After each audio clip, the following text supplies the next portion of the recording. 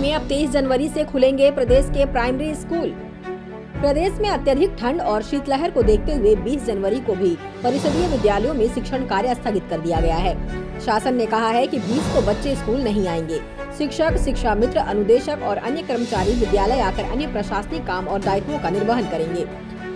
वहीं 21 को रविवार और 22 जनवरी को रामलला की प्राण प्रतिष्ठा के अवसर पर पहले से शासन ने अवकाश घोषित कर रखा है। इस तरह अब विद्यालयों में पठन पाठन 23 जनवरी से शुरू होगा। बेसिक शिक्षा परिषद के सचिव प्रताप सिंह बघेल ने कहा है कि परिषदीय विद्यालयों में अगले आदेश तक विद्यालय सुबह 10 बजे से दोपहर 3 बजे तक चलेंगे। सुबह 10 से 10:15 तक प्रार्थना सभा और योगाभ्यास होगा और दोपहर 12:15 से 12:35 तक दोपहर का अवकाश होगा। प्राण प्रतिष्ठा से पहले कीजिए प्रभु राम के दिव्य दर्शन। इंतजार खत्म हुआ, प्रभु राम के दर्शन कीजिए। दिव्य प्रतिमा के दर्शन जिसका हम बेसब्री से इंतजार कर रहे थे, वह तस्वीर गर्भगृह से आई है। इस तस्वीर में उनके पूरे स्वरूप को देखा जा सकता है। तस्वीर में रामलला माथे पर तिलक लगाए बेहद सौम्य मुद्रा में दिखाई दे रहे हैं। तस्वीर में उनके चेहरे पर भक्तों का मन मोह लेने वाली मुस्कान देखी जा सकती है। इसी प्रतिमा की प्राण प्रतिष्ठा 22 जनवरी को होनी है। दिल्ली में बिजली की मांग 5,798 मेगावाट पहुंची। अब तक के सभी रिकॉर्ड टूटे। दिल्ली में शुक्रवार सुबह 10:20 पर बिजली की अधिकतम मांग 5,798 मेगावाट दर्ज की गई है। यह सर्दियों के महीने के दौरान दिल्ली में अब तक की सबसे अधिक मांग है। दिल्ली में पिछले सर्दियों का रिकॉर्ड 5,726 मेगावाट और 5,701 मेगावाट तक था। इस जनवरी में यह 5वीं बार है।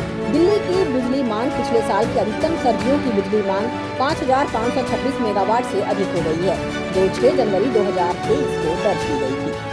घासनी में आग लगने से 2.5 मंजिला मकान जला। हिमाचल प्रदेश के जिला कुल्लू की बंजार घाटी की चकुर्ढा पंचायत के पटंदी गांव में घासनी में लगी आग से 2.5 मंजिला मकान जलकर राख हो गया है। आग बुझाते समय 3 लोग झुलस गए। गंभीर रूप से झुलसे ज्ञानचंद की बालचौकी अस्पताल से नेरचौक मेडिकल कॉलेज रेफर किया गया है। 2 लोगों को प्राथमिक उपचार के बाद छुट्टी दे दी गई है। वहीं पुलिस ने मामला दर्ज कर छानबीन शुरू कर दी है। फर्जी टिकट से 4,500 का गबन करने वाला HRTC कंडक्टर नौकरी से हुआ बर्खास्त। अंबाला से बद्दी आ रही हिमाचल पथ परिवहन निगम बस में 45 यात्रियों को फर्जी टिकट जारी कर 4500 रुपये गबन करने के मामले में कंडक्टर को निगम प्रबंधन ने बर्खास्त कर दिया है।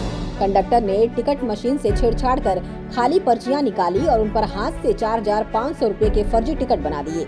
मशीन खराब होने के नाम पर कंडक्टर ने यह पूरा खेल खेला। HRTC के फ्लाइंग स्क्वाड ने निरीक्षण के दौरान जब कंडक्टर को पकड़ा तो वह टिकटों का हिसाब नहीं दिखा पाया। तीसरी तिमाही में रिलायंस का मुनाफा सालाना आधार पर 9.3% से बढ़कर 17,265 करोड़ हुआ। रिलायंस इंडस्ट्रीज का शुद्ध मुनाफा दिसंबर में समाप्त तिमाही में सालाना आधार पर 9.3% से बढ़कर 17,265 करोड़ रुपए रहा। वित्तीय वर्ष 2023 और 24 तीसरी तिमाही में कंपनी का सकल राजस्व भी सालाना आधार पर 3.2% से बढ़कर 2,48,160 करोड़ रुपए हो गए। अजिंक्या रहाणे का रणजी ट्रॉफी में शर्मनाक प्रदर्शन। भारत के अनुभवी बल्लेबाज अजिंक्या रहाणे पिछले कुछ महीनों से टेस्ट टीम से बाहर चल रहे हैं। रहाणे को इंग्लैंड के खिलाफ 5 टेस्ट मैचों की सीरीज के शुरुआती 2 मुकाबले में नहीं चुना गया है। उन्होंने हाल ही में कहा था कि वह भारत के लिए 100 टेस्ट मैच खेलना चाहते हैं। रणजी ट्रॉफी में उनके प्रदर्शन को देखकर ऐसा लग रहा है कि उन्हें वापसी के लिए लंबा इंतजार करना पड़ सकता है। रहाणे मुंबई के लिए लगातार 2 पारियों में खाता नहीं खोल पाए। ईरान पाकिस्तान के विदेश मंत्रियों ने फोन पर की बातचीत। पाकिस्तान में ईरान के हवाई हमले की घटना से क्षेत्रीय तनाव बढ़ गया है। दोनों देशों के संबंधों की तल्खी के बीच ताज़ा घटनाक्रम में ईरान और पाकिस्तान के विदेश मंत्रियों ने फोन पर बातचीत की है। दोनों देशों के मंत्रियों ने एयर स्ट्राइक और पाकिस्तान के पलटवार के बाद मौजूदा हालात की समीक्षा की है। प्रभास के फैंस को जल्द देखने को मिल सकती है सालार 2। प्रशांत नील ने कर ली है सीक्वल की 40% शूटिंग। प्रशांत नील के निर्देशन में बनी फिल्म सालार बीते साल के आखिरी महीने में रिलीज हुई थी।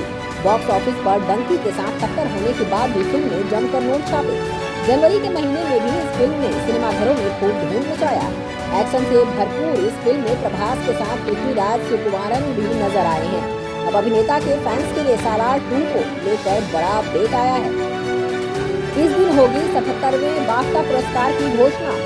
साल की शुरुआत के साथ ही अवार्ड का सीजन शुरू हो गया है। फैंस के पसंदीदा सितारे रेड कारपेट पर जलवे बिखेर रहे हैं। गोल्डन ग्लोब, क्रिटिक्स चॉइस से लेकर प्राइम टाइम एमी तक सितारों ने अपनी मौजूदगी से चार चांद लगाए। अब सबकी नजर 77वें बाफ्टा पुरस्कार पर टिकी हुई है। ब्रिटिश एकेडमी फिल्म अवार्ड्स 2024 के नामांकन की गुरुवार को घोषणा कर दी गई। 77वें बाफ्टा अवार्ड को 18 जनवरी को लायंसगेट प्ले पर लाइव स्ट्रीम किया जाएगा।